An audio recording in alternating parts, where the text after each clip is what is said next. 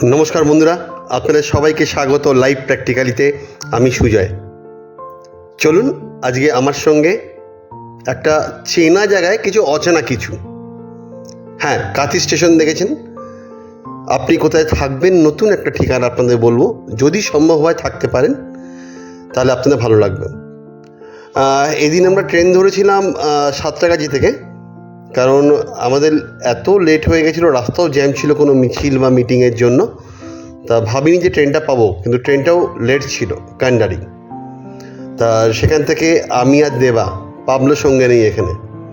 তা আমরা ওখান থেকে রওনা দিই দীঘা।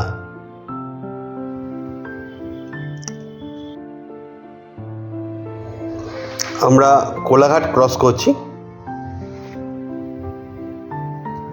এই যে আজকের ট্যুরে আজকে আমি আপনার কাছে যেগুলো রাখবো, সেটা হচ্ছে যে আপনি দীঘায় গিয়ে নতুন কোথাও ঘুরতে পারেন। আপনি চন্দনেশ্বর মন্দির গেলে মন্দিরে কিভাবে যাবেন এবং মন্দিরের পুরো দর্শন। এছাড়াও আপনার রয়েছে র্যান্সউইক হাউস। অনেকে তো নাম শুনেছেন বা দেখেছেন দীঘায় গিয়ে র্যান্সউইক হাউস, বাট র্যান্সউইক হাউসের ভেতরটা কীরকম, আপনি ওখানে থাকলে রুমগুলো কীরকম, সেটা কিভাবে বুক করবেন, সেটা আপনাদেরকে জানাবো। সঙ্গে থাকুন, চেনা জায়গায় অচেনা কিছু। আমরা সন্ধেবেলায় দীঘায় এসে পৌঁছালাম। যেহেতু ট্রেনটা অনেকটাই পেছনে রাখে, তো অনেকখানি হাঁটতে হয়, এবং এসি কম্পার্টমেন্টটাও আপনার পেছন দিকে ছিল, এই জন্য অনেকখানি হাঁটতে হয়েছে। দীঘা স্টেশন ঝলমল করছে। ওখান থেকে দাদা বৌদিরা ছিল, তা ওদের সঙ্গেই মিট করে নিলাম। এবার আমরা এসে উঠেছি র্যান্সউইক হাউস। চলুন আপনাদের দেখাই। একটা কোলাহল যে জায়গায় থাকে, তার মধ্যে এত নির্জন একটা জায়গা হতে পারে সমুদ্রের পাড়ে, সেটা এখানে না থাকলে বিশ্বাস করবেন না। এটা West Bengal electricity development corporation লিমিটেডের আন্ডারে রয়েছে। তা আপনার যদি সেখান থেকে কোনো সুযোগ থাকে, তাদের মাধ্যমেই আপনাকে বুক করতে হবে র্যান্সউইক হাউস। এদের দুটো পার্ট, এটা আমি দেখাচ্ছি র্যান্সউইক হাউস মেন বিল্ডিং যেটা, সেটা সামনে দেখলাম বিশাল লন লাইট জ্বলছে। এখান দিয়ে ঢুকে আমার রুম পেয়েছিলাম দোতলায়, মানে ফার্স্ট ফ্লোরে। কাঠের সিঁড়ি দেখছেন, র্যান্সউইক সাহেবের তৈরি করা। এটা উঠতে গিয়ে গুরুদেবের মূর্তি। আমরা এবার ঢুকছি দোতলায়। সামনে একটা সেটিং রয়েছে, দুটো রুম। যারা থাকবেন দুটো রুমে, এখানে জমিয়ে আড্ডা মারতে পারেন। এই সেটিং অ্যারেঞ্জমেন্ট রয়েছে, সঙ্গে রয়েছে ডাইনিং, অ্যান্ড এখানে দেখছেন দুটো এসি রয়েছে। এখানেও আপনার টিভি রয়েছে। এবার রুমে যদি আসি, এই খাটে আরামসে 3 জন থাকতে পারবেন। মানে ছোটো বাচ্চা না, বড় বাচ্চা নিয়ে গেল। আমরা যদি পাবলোকে নিয়ে আসতাম, আমাদের একটা খাটেই হয়ে যেত। রুমটা বিশাল রুম। আপনার এখানে সোফা রয়েছে। এখানে এই যে ডাইনিং টেবিল দেখছেন, এটা কিন্তু পুরনো দিনের সেই ডাইনিং টেবিল র্যান্সউইক সাহেবের। কিছু চেয়ার টেবিল ওনার ইউজ করা রয়েছে। এবার চলুন এই রুমের আরেকটা বৈশিষ্ট্য দেখাই। এটা বাথরুম না বেডরুম আপনি বুঝতে পারবেন না, এত বড়। এবার ওখান থেকে আপনার লন রয়েছে। ব্যালকনি থেকে আপনি এসে লনটাকে উপভোগ করতে পারেন। বিশাল ব্যালকনি, নিচে ইলেকট্রিসিটি, ওপরে চাঁদের লাইট। খুব সুন্দর, কিন্তু কোনো পূর্ণিমাতে আসলে আপনি এটা উপভোগ করতেই পারেন।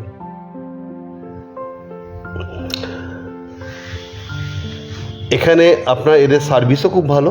আপনি যা বলবেন তাই ওরা বাজার থেকে এনে রান্না করে দেবে। আপনার এখানে থাকার জন্য পার রুম যারা গেস্ট, তাদের জন্য লাগে 600 রুপিস। সেখানে আপনি 2 জন থাকুন কি 3 জন থাকুন। আর খাবার দাবার আপনি যেটা খাবেন তার উপর বেস করে ওরা চার্জ করে, ওরাই রান্না করে দেয়। এবার আমরা চললাম চন্দনেশ্বর মন্দির পরের দিন সকালবেলা। দীঘা বর্ডার ক্রস করে একটু গেলেই চন্দনেশ্বর মন্দির, শিবতীর্থ। তো আমরা 4 জনে চলে এসেছিলাম চন্দনেশ্বর মন্দিরে। গাড়ি বাইরে পার্ক করে ভেতরে ঢুকলাম।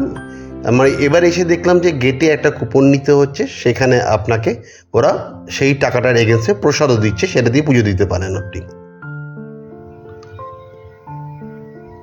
এবার মন্দিরের ভেতরে আমরা ঢুকছি। এখানে আপনারা শিবলিঙ্গে জল ঢালতে পারেন। আমার একটা ধারণা ছিল হয়তো এখানে যে গর্ত মতন রয়েছে, এখানে হাত দিলে হয়তো আমরা শিবলিঙ্গ টাচ করতে পারবো, কিন্তু এনারা যারা এখানে পুরোহিত তারা বলেন যে না, শিবলিঙ্গ অনেক নিচে রয়েছে এবং এখানে কেউই হাত দিয়ে শিবলিঙ্গ ধরতে পারবে না। তা এনারা আমাকে পারমিশন দিলেন বলে আমি এত সুন্দরভাবে এর ছবিটা তুলতে পারলাম আপনাদের সামনে। এটা হচ্ছে নাট মন্দির।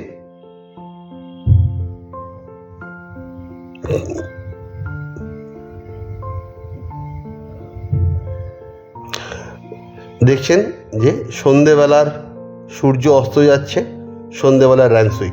এর চারিদিকে এত গাছগাছালি না আপনার মন ভরিয়ে দেবে। আর সবুজ গালিচায় একটু খালি পায়ে হাঁটতে হবে। র্যানসুইক হাউস আপনারা চেষ্টা করবেন, যদি ইলেকট্রিসিটি ডেভেলপমেন্ট কর্পোরেশনের কেউ জানাশোনা থাকে তার মাধ্যমে আপনারা অ্যাজ এ গেস্ট এখানে আসতে পারেন। এবং এখানে প্রচুর পুরনো গাছ রয়েছে, বিশাল বিশাল গাছ রয়েছে, সেগুলো দেখলেও আপনার ভালো লাগবে।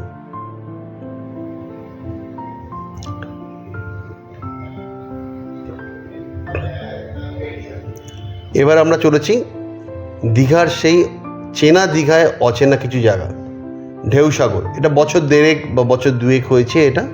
এখানে ঢুকতে গেলে 10 টাকা এন্ট্রি ফি লাগে। এটা হচ্ছে ঢেউসাগরের গেট থেকে ঢুকেই এটা জিরাফরা মাথায় গেট নিয়ে দাঁড়িয়ে আছে এবং এটা দীঘার নতুন সংযোজন। একটা পার্ক তৈরি করেছে, আমাদের সমুদ্রের যে বাঁধ থাকে সেই বাঁধটাকেই পার্কে রূপান্তরিত করেছে। এই যে এটা ব্যাটারি কার দেখছেন, এটা হচ্ছে যারা গেট থেকে একদম পার্ক অবধি হাঁটতে চাইছেন না, এখানে পে করলে আপনারা এই ব্যাটারি কার ইউজ করতে পারেন। বাইরে স্টল রয়েছে, আপনার ফুড স্টল রয়েছে, টি স্টল রয়েছে, আপনারা ওখানে খাবার দাবার আপনারা নিতেও পারেন। আমরা যখন গেছি বিকেল গড়িয়ে প্রায় সন্ধে হয় দেখছেন লাইটগুলো জ্বলে উঠেছে।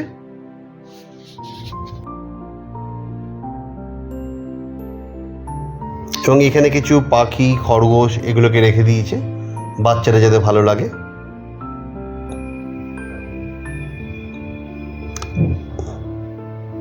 এখানে এই মহারাজের আবার আমাদের দেখে পেখম তোলার ইচ্ছে হলো। সত্যিই সুন্দর করেছে ঢেউসাগর। সবাই ফটো তুলতে ব্যস্ত।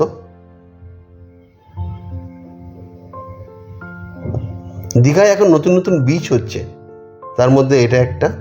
এবং এখানে আসলে আপনি সমুদ্রও এনজয় করতে পারবেন, পার্কে ঘুরতেও পারবেন, বিভিন্ন স্টল রয়েছে, ওখান থেকে কিছু কেনাকাটিও করতে পারেন আপনি।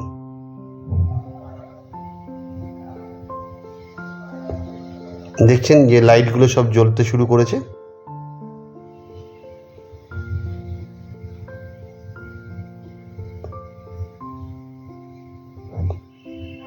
আপনাদের দীঘায় 2 দিনের প্রোগ্রাম করলে তার মধ্যে আপনাকে এটা রাখতেই হবে। বন্ধুরা, আমার এই ভিডিওগুলো যদি আপনাদের ভালো লাগে অতি অবশ্যই লাইক, শেয়ার অ্যান্ড কমেন্টস করুন। এবং যারা এখনও সাবস্ক্রাইব করেননি প্লিজ সাবস্ক্রাইব করুন। আর বেল আইকনটা কিন্তু পুশ করবেন যাতে আমার পরের ভিডিওগুলো আপনার কাছে পৌঁছাতে পারে। একটা ময়ূরপঙ্খী তৈরি করেছে, খুব সুন্দর। সন্ধে হয়ে এসছে, এবার আমাদের ফেরার পালা। বন্ধুরা, আজকে এই পর্যন্তই। পরের ভিডিওয়ে আপনার সঙ্গে দেখা হবে মেরিন ড্রাইভ ওয়েস্ট বেঙ্গল নিয়ে। সব রাজ্যে আছে, ওয়েস্ট বেঙ্গলেও আছে। আপনাদের আসতে হবে, জানতে হবে। কাঁচি থেকে দীঘা সমুদ্রের পাশ দিয়ে গাড়ি নিয়ে। ভালো থাকবেন, নমস্কার।